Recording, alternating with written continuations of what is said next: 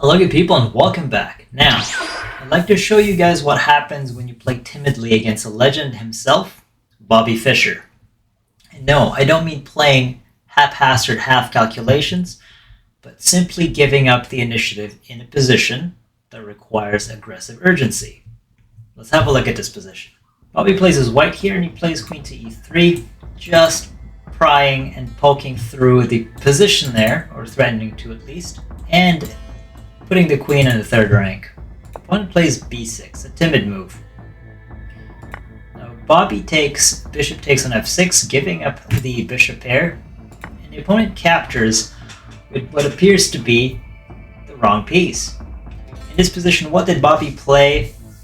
And yeah, what brilliancy did Bobby play to demolish his opponent? The answer in the video, of course. Let's boost that yellow. Let's get it.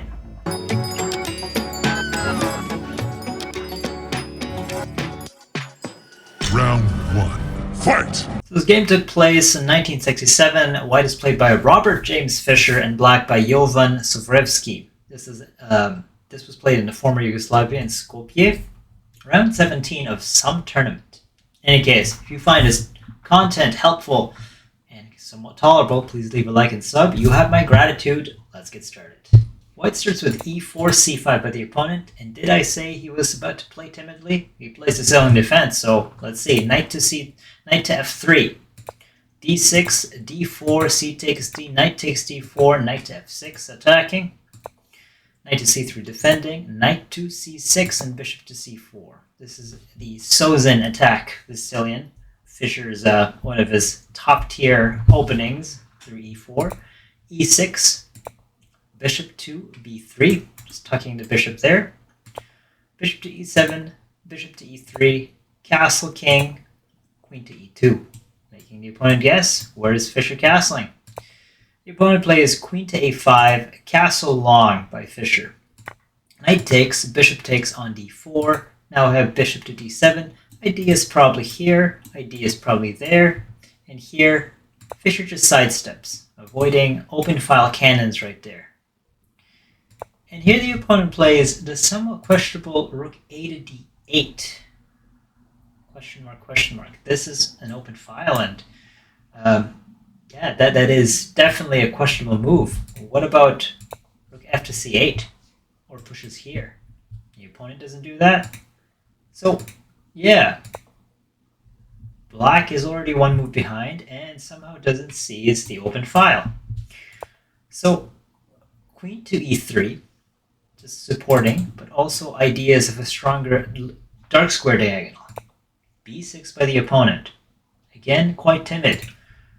If the position requires it, which the position does require it, because both kings have castle opposite sides, you have to be more aggressive. b5 should be the move here. And after, say, e5, hitting both, we get trades. Takes, bishop takes, takes, and takes, and now bishop to f6. And with that trade and this somewhat really passive move a while ago, black now has both the bishop pair. So that's not always played. Queen to e3, b6. Bobby takes. And here the opponent makes a second mistake. The idea here is to give up this pawn for the bishop pair so that after this, sidestep, takes, and takes. And black has an option here to dilute the position. And if you can against Bobby Fischer, after he plays f4, simply take and try to trade queens. And this is highly technical, of course, but with a double pawn, you stand a much better chance, and you're asserting that you're not here to lose.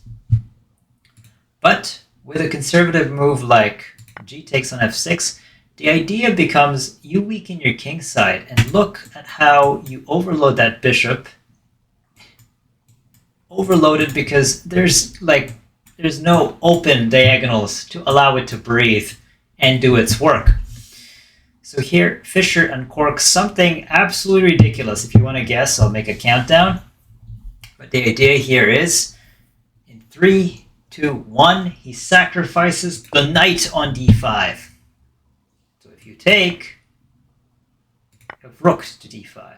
And that is an absolutely strong move, because now you can completely harass h6, h5, and h3.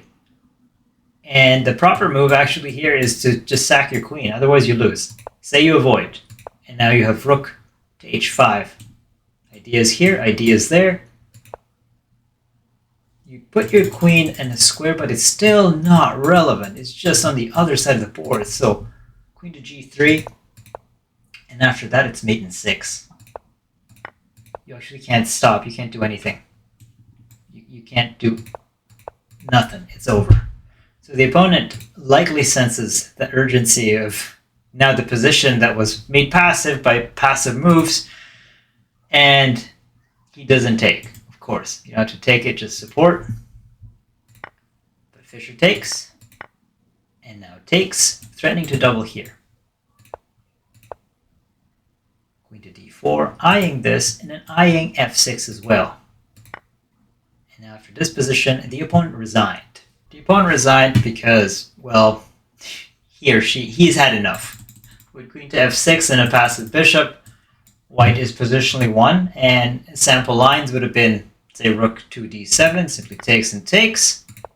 But now you have the open file. You can't defend this way because that goes. You can't defend on, and you don't want to do that because after check, you gobble that up. So after this defense, Fischer can actually sack and takes and takes. And the position's just busted. And you can try, this is analysis lines, queen to h5, rook to d2, but then you infiltrate the 5th rank, so much so that you give a check. Basically, Fischer will absolutely barbecue you, because after that you lose your queen. Right there. Anyways, I hope you guys got something out of that. If you pick an aggressive line, passivity is not the nature of that line, well, Fischer will trounce you.